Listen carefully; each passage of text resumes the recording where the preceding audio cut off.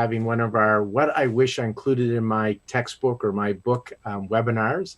And our author today is Debra Betts. And her book is The Essential Guide to Acupuncture in Pregnancy and Childbirth. Again, I just want to welcome everybody to Healthy Seminars and to this series. We've been having lots of fun with this, and we had a few authors getting ready to join us. I do want to do a little quick housekeeping here and just to share with you. I just want to let you know, I'm going to go right to the resource page. If you're looking for a lot of these free webinars or things that are happening, you can find this out on our resource page. You can see this on the homepage. It will take you there. And if you scroll down, you'll see a list of things. So if you want to see what's happening, if there's anything relevant in this category, like here's what I wish I included in my book, you can see what's coming up. We're adding on a regular basis to our schedule. And then you can see here, Healthy Seminars discounts. People always say, do you have a coupon? Do you have a sale? If you're looking, you don't even have the emails. You go to the resource page, click on number 10, and it will take you down to the bottom of the page, and it'll show you what coupons are active, which we will share with you on that page. So go there. And then there's our calendar. So this is August 2020 that we're showing this right now. So you can see what we have in August, and we're about to load up a whole bunch of stuff for the fall of 2020. We're constantly adding stuff. So this is where you'll see both your free resources like today, as well as the CEU approved live webinars. For example, we have one coming up this weekend and next weekend. So you can just see what we have going on there. For the Debra Betts replay of this, if you're looking for her replay, again, you can click on that link on the resource page, or you can go to healthyseminars.com/wish. And here's where we'll be listing our speakers. So you can see we got Debra Betts today, and this is where her replay will be on this page. So you'll find it here. And as you can see, the next one up, we have Rebecca going to be doing some talks about her book. So I just want to let you know, this is where you can come. And again, you can find that from the resource page. It will jump there. And then Debra Betts has several courses available on Healthy Seminars. So if you're interested in learning more from Debra Betts, just check out her bio page on Healthy Seminars, and you can see over the years she's accumulated a lot of great content here to help support you, to support women in pregnancy using acupuncture. So just wanted to let you know about that. And before I pass it on to Deborah, just a quick reminder of our disclaimer that this is for educational purposes only. This is not medical advice. This should not be interpreted as medical advice. If you have a health condition, please seek out a qualified healthcare provider. Again, this is for educational purposes only. Thank you. So Deborah, you wrote the book, The Essential Guide to Acupuncture in Pregnancy and Childbirth. I have a question for you. It's been many years since you published that book. What do you wish you included, or at least could elaborate or update if you were going to republish your book and share with us today? What's our topic today? Right, it's preeclampsia and high blood pressure in pregnancy, because that is something that's come up as the number one thing people would like me to update. And yeah, it's a really good point. When I wrote it, it was at a time where even the language was different. So you'll see I refer to it in there as it sometimes was called HOP, H-O-P. And that's sort of really outdated now. So there's things that change. Some of the basic safety still doesn't change. So you still need to check your guidelines. And obviously preeclampsia is a really dangerous condition to work with your medical practitioner over, and requires referral for any of these kind of symptoms that come up. But I really didn't write about preeclampsia. I wrote about high blood pressure in pregnancy, and then said in a few sentences, this may turn into preeclampsia, rather than actually having two separate chapters for high blood pressure in pregnancy and preeclampsia, which is when it becomes, the danger of developing into eclampsia. I kind of did think about this at the time, and I started off writing two chapters, one about when you get high blood pressure problems, and one about when you've tipped over into this much more serious medical condition for preeclampsia. And then the treatment was going to be the same. So I just put it together. I just merged it. I just thought, right, well, let's just start from you're treating someone who's got a high blood pressure problem or a pre-existing blood pressure problem, and then what you're going to do about that, and how that could become preeclampsia, and how you would still treat that. But on reflection, I really should have had a chapter about preeclampsia, because it is such an exciting aspect for Chinese medicine to be involved in. And at that time, I was seeing a few people, and the midwives were seeing some people with preeclampsia, and it just seemed kind of fairy dust magic that we could be that effective for preeclampsia. So as of those of you who know, this is a high blood, so just backing back a bit, high blood pressure problems. You can have a woman come in, they've already had high blood pressure before they got pregnant, and it continues through their pregnancy. So you're going to be treating that to try and work with their high blood pressure.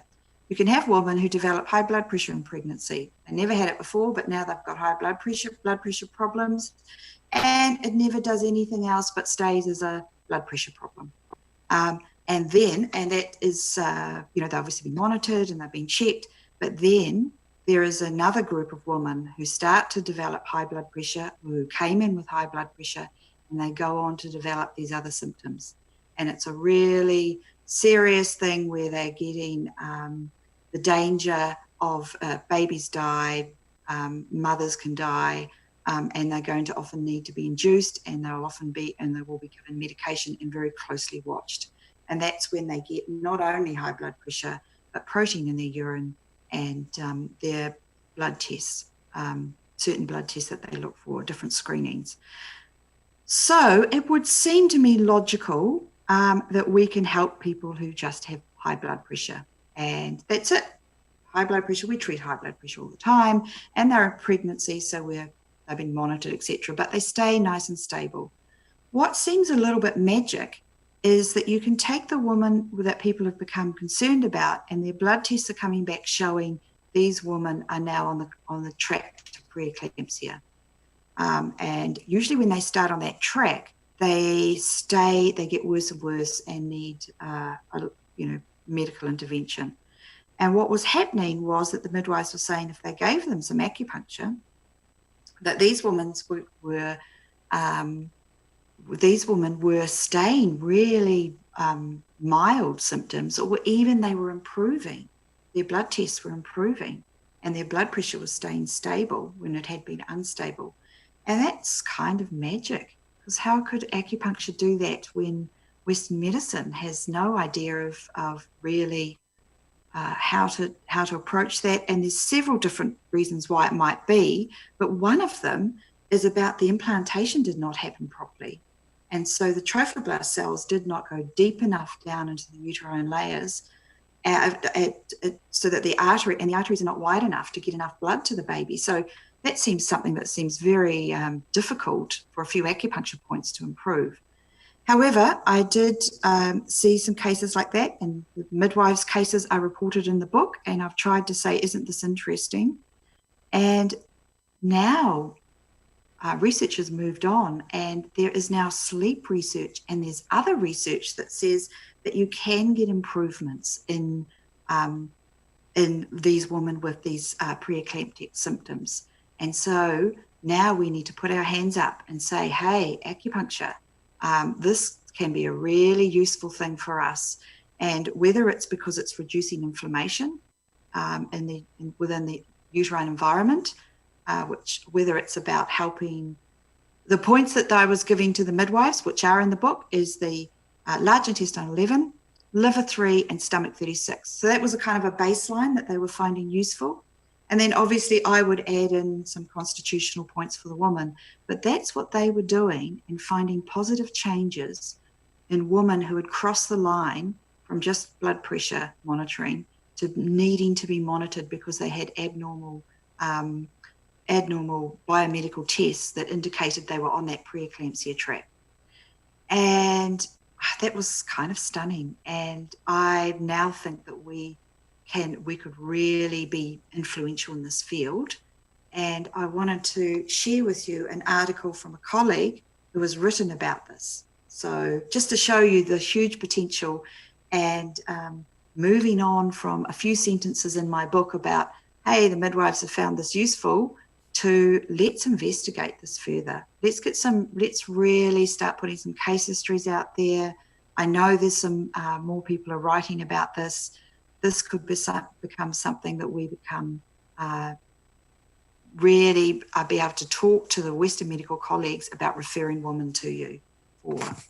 And if I can do screen share, there we go. So this is an article that you can find in Medical Acupuncture.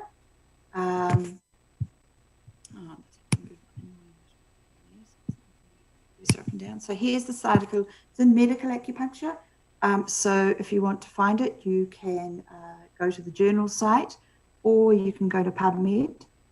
And this is about integrating acupuncture for preeclampsia with severe features and HELLP syndrome. This is such a fantastic case history. So much thanks to Zena and Valerie for their work that they put into this and sort of really raising this as a potential for our practice. So Zena's, for those of you that don't know, Zena's a mentor with us on our MAMPS program, but she works in a hospital and for women who have been admitted into hospital. So that's quite different from my work where I'm working with women in the community. So this is a case history of a woman who's actually has been admitted into hospital because of these readings. And she's also got some extra things there of concern, which is that HELLP syndrome. And so this is a sign that her body is not coping and that there is a real danger here of serious medical adverse events coming into play. So she's been admitted into hospital at 27 weeks and 6 days into the high-risk hospital unit. And then she was treated. So Zena was involved in her treatment with her team for 5 weeks. And so you can go through the article, but I just wanted to, in the time that I've got, talk about how this is, such a well set out case history for those of you that are interested in writing, that you can use it as a model. There is this whole idea of putting in some intro, Western med. So there you will find the proper definitions, the most up-to-date guidelines for when someone is no longer high blood pressure problems, but is actually now they're worried about preeclampsia, all of those. And those guidelines do change a little bit over time. So it's always useful to be aware of what your country's guidelines are and how the medical people are defining these different conditions. So even though from a Chinese medicine point of view, we are treating this as the same, there is a difference from a Western medical viewpoint if someone just has hypertension and someone then has proteinuria, which is protein in the urine. And if they have high blood pressure and then they go on to develop this HELLP syndrome, then again there are problems with it. So that's where the liver becomes compromised, renal failure, they can get strokes, etc. Very serious condition. Anyway, so all of that is there for you, and then it goes into the treatment. That is most interesting to us is, looking at the woman and treating what is there. And so that is, again, so sort of looking at how the diagnosis came about, what was treating. And you can see Zena uses a lot of air acupuncture, which is great, which is something that I don't automatically go to. So I just wanted to signal that in terms of, spoiler alert, the tests do exactly what I was talking about before, which is really impressive. The tests become, there's a period where the woman actually was discharged home from hospital because the doctor thought, you didn't have, it wasn't that serious. Look at you. You've got so much better, we'll send you home. She went home and she got worse again, had to come back into hospital. So once she stopped having treatment, she destabilized. And I think that's something that's a nice marker. So spoiler alert, and you can see all the biomedical tests there. This helped her maintain her pregnancy longer, and so that the baby was born when it was older. And in Zena's hospital, they're very interested in this, obviously, because you save money. There's a certain sum they put onto the money you save for every day you can keep a baby out of intensive care. So I think this is fantastically exciting. And I wish in my book it had been a whole chapter instead of a few like half a page about, well, this could be useful. And it deserves more attention than that.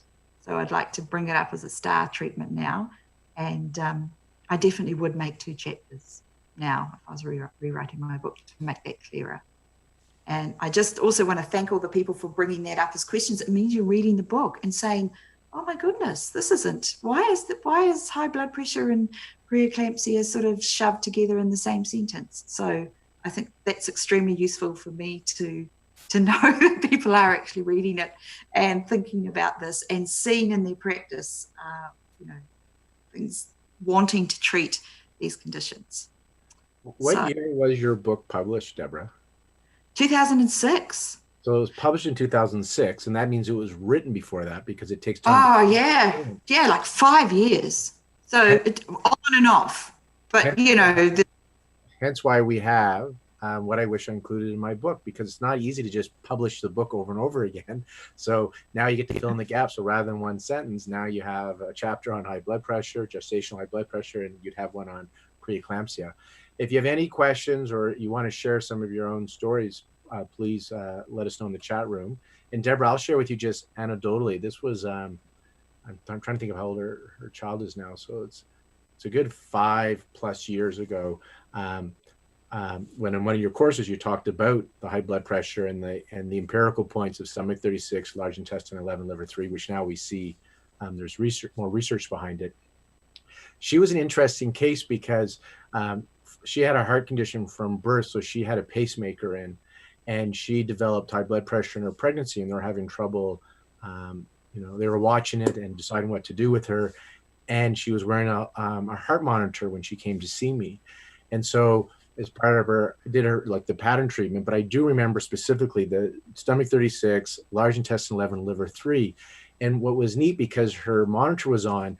I put the needles in and I noticed with one of the points, so the first time, because she came in for a few of them, stomach 36, I've needled it and was showing her heart rate, and her heart rate would drop significantly when I did she. And I was like, oh, which is the key point. So I played with all 3 points, and stomach 36 was the one.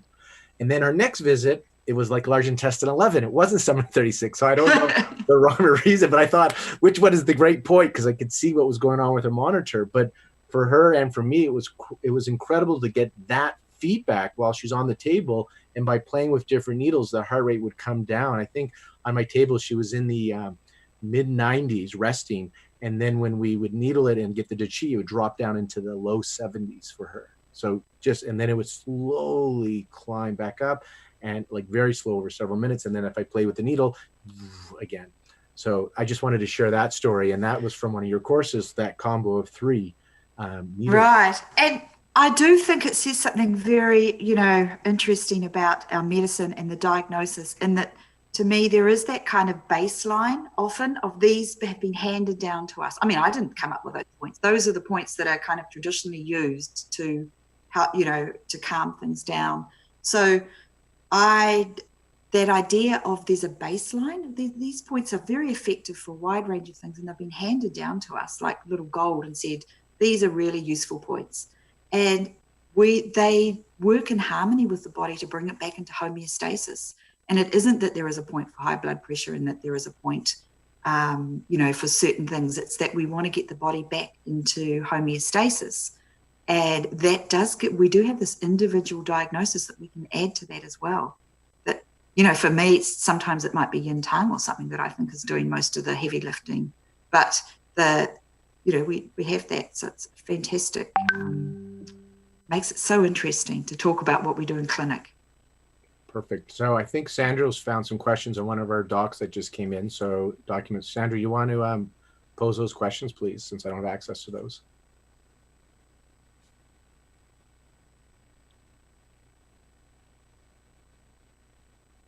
Yeah, just let me go back to that screen. And there was a question about on gestational diabetes. So put that in the forms that we send out to you guys, because that's how we do it. The people that, when we get several feedback, what we want to hear, the one that has the majority of, I want to hear about this, we will do that for you guys. So just keep letting us know, and we'll do that. anything regarding preeclampsia and gestational hypertension based on what Deborah has shown. My client is in her third trimester. Her main complaint is painfully swollen feet. Can you offer some recommendations on how I can help her? Yeah, so I mean, that's really edema. So what you're talking about here is with the edema of the feet, it is one of the safety things you're looking out. Sudden edema can be a problem for preeclampsia, as can sudden headaches and some sudden vomiting. So this could be by itself. A lot of women, 90% of women get edema, but it's when it combines with something else or it becomes sudden, especially the fingers and the face, or it doesn't go away with rest. It is seen to be something that should be on alert for a red flag. Yeah, so there's lots you can do for edema. I see it's a little bit difficult to answer in a thing like this because I don't know what you've tried. And to me, there's just a classic thing of using moxibustion on stomach 9 and spleen 9 and stomach 36, and getting the woman to do moxibustion for 10 days to move the fluids. Because what you're really trying to do in pregnancy is move her fluids back up through her kidneys so she can urinate them out. And that's, then she'll, after 3 or 4 days of using the moxa, maybe 5 days, the woman notice that she's urinating more, so that she's not necessarily more frequently, but when she goes, there's a lot more urine, and then the swelling goes down. So I've had some useful success with that, but that is in the book. So gestational diabetes, yeah, but if we don't have enough time, I will cover that in one of these talks, because that is something that when I wrote the book, I only had a few cases from clinic. We moved into Hutt Hospital, and suddenly I was getting referred more cases around that were of these women that were being monitored. And yeah, I have some things to share around that, but that will take another 20 minutes at least. And then last question, then they're asking about labor prep and induction. You may have... Yeah, that's a whole nother thing on that. All right. So not on and point. electroacupuncture, yeah, I don't use it much, and that's why it's not in my book. Now, there was a question that popped up about preeclampsia, about blood clots. That's quite a... I didn't see that one. Was there one there, Sandra, on preeclampsia and blood clots? Popped up from... Maybe in the chat. Okay, I see it. All right, Sandra, we can stop the share, and I'll go through the... There's a question on... Yeah. So the question we have here, and I'll just read it because it's... Yeah. I can... Oh, you need to read it, Lawrence. Yeah, I'll read it so we can capture the question. Okay. Would developing a blood clot be a part of preeclampsia or a patient lying in a hospital bed? This happened to a patient of mine, and the baby died from the blood clot at 25 weeks. We had stabilized blood pressure. Scanned the day before the baby died, was clear. Was very sad. Yeah, I mean, the potential preeclampsia is where the body goes a bit berserk, and so there are clotting problems, and that HELP syndrome is where the platelets go down as well. So these women can have strokes. The placenta can tear away inside the uterus, which again the babies can die from. The increased rates of stillbirth with preeclampsia. So that the baby died of a blood clot is it definitely can be related to the fact that the woman's had preeclampsia, and in one of the problems can be that the body starts to clot and bleed as well. So that's at that very serious level, but certainly that is true. That may have been related, and again, things can change very quickly with preeclampsia. And in my lectures and the red flags, I do give a case that comes from the annual reporting. Countries like UK do Saving Mothers' Lives reports, where they look at what mothers died of and babies died of, and then they go through and try and update the guidelines. And they do that every 3 years and produce a report. You can find that online. It's all free. And in there, they gave a case of a woman who was actually in hospital, and her induction got delayed, and that she was all being looked after. And then suddenly she goes off, and they do an emergency C-section, and the baby was okay, but she died. And that happened within a hospital setting. So, just be really aware of those red flags, and you can back in the day when I was starting to get involved in this, I just bought a nursing textbook and, you know, bedtime reading, be aware of everything. These days, you've got medical websites on Google you can go to, and any woman that you come in with any condition that has a medical component, I just advise making sure you know what's happening with it. I have referred several people with funny, like preeclampsia things, and they have gone on to have cesarean sections very quickly. And so there's definitely look, it might happen once every 2 or 3 years that you need to refer someone for a red flag, and preeclampsia has certainly been one that I've referred for. So just be aware of it. It's part of your professional practice. And people are always no one has ever said, don't be ridiculous. This woman with the, you know, that why are you sending this woman, or why are you ringing me about her? Everyone's always been grateful. Even if it turns out to be nothing, at least you're aware that this is a strange type of headache, or you're a bit concerned because you took your blood pressure in clinic and it was a little bit high, and the woman reported that she had this weird headache. Even if the bloods turn out fine and no one's worried, they know that you were aware of that.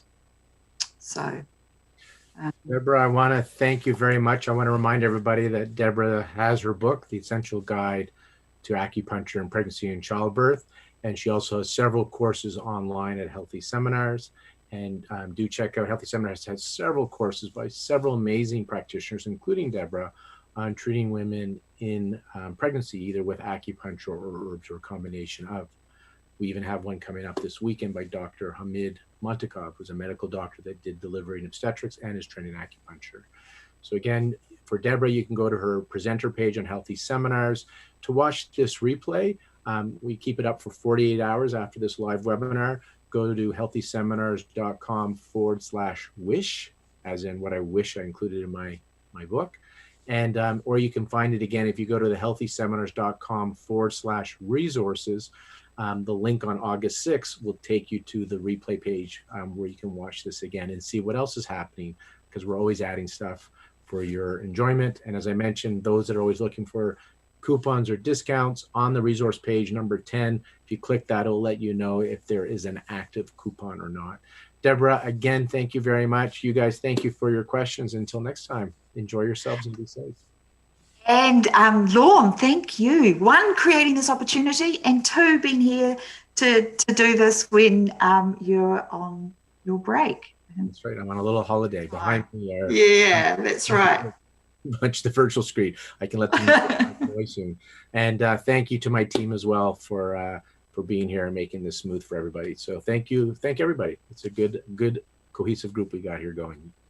So keep sending in your questions, and also watch the space, because we're revamping the MAPS program as well. So I just wanted to that's another exciting project with you. Thank you guys. Take care.